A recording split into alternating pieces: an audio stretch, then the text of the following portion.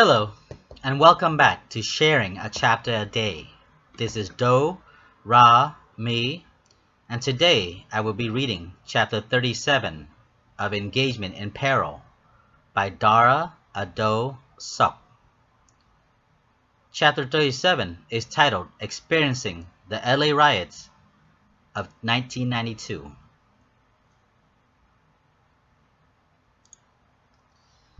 That year, during spring of 1992, April 29, 1992, the LA riot broke out due to the fact that LAPD officer who beats Rodney King was found innocent by the Los Angeles courthouse, which stirred up the public and caused an all-out riot and looting throughout the Los Angeles County.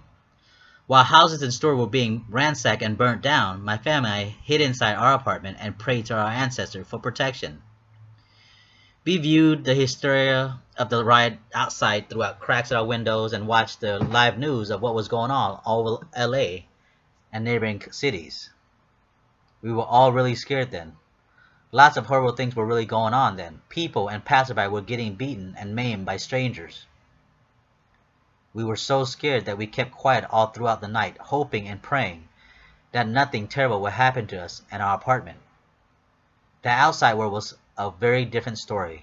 Buildings and corner stores were being torched, people looting and destroying public properties and maiming each other.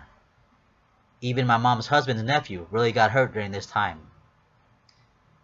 He had his face kicked in. Actually, the top row of his front teeth was knocked inward into his mouth.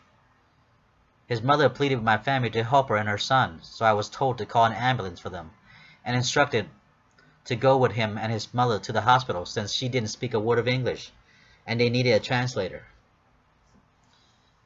I was barely 15 then.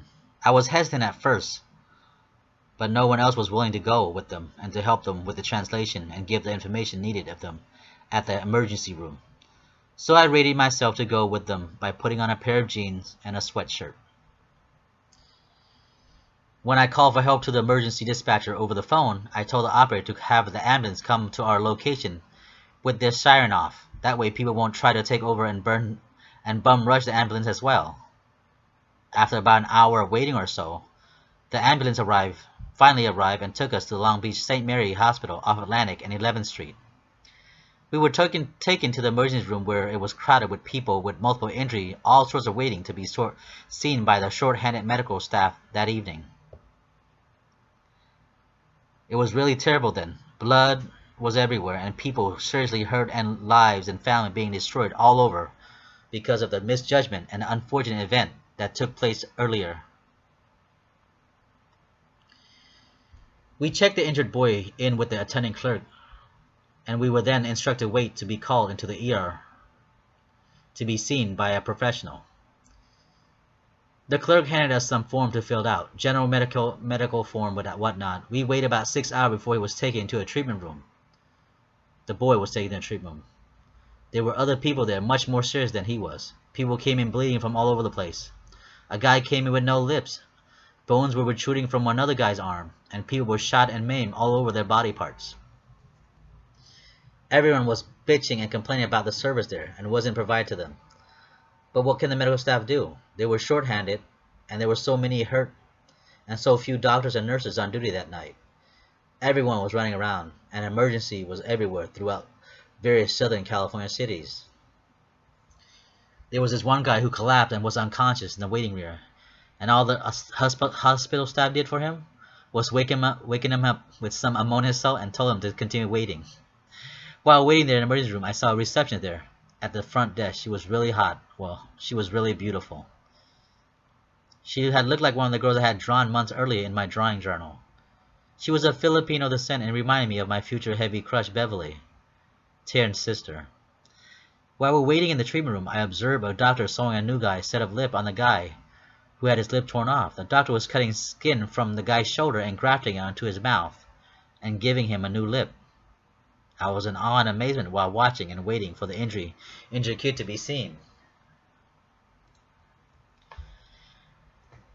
The kid that I had went with didn't get seen or treated at all by that physician on that scary riot night.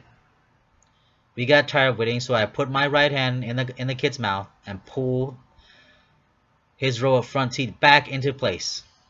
And then we called my mom to pick us up, and we left the emergency room without being seen around 3 a.m. that morning. By then, the riot had calmed down by then.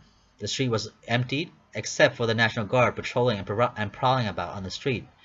With their guns drawn, locked, and loaded, they cleared roadways and byway for ambulance, fire truck, and vehicle to pass.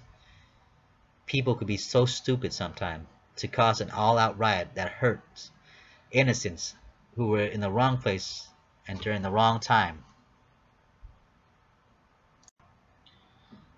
Thank you for listening. This is the end of chapter 37.